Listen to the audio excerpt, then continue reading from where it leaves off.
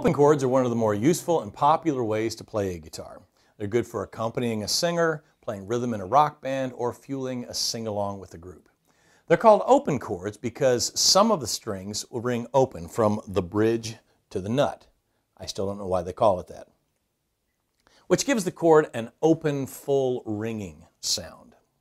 The open C chord is played by putting your pointer finger on the second string, 1, 2, first fret. The middle finger goes on the fourth string, 1, 2, 3, 4, second fret.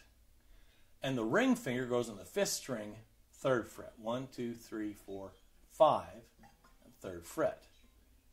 Notice you'll have the first and third strings ringing open. And you play from the fifth string down.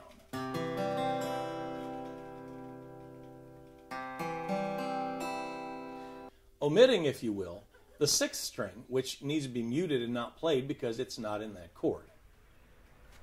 It's important to arch your fingers so that your fingertips press the strings to the frets without accidentally muting the other strings. Position your thumb on the back of the neck, pointing straight up, so that you're pushing your fingertips toward your thumb through the neck.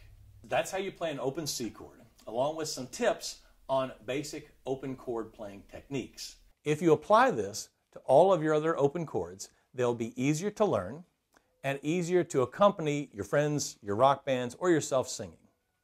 Thank you very much.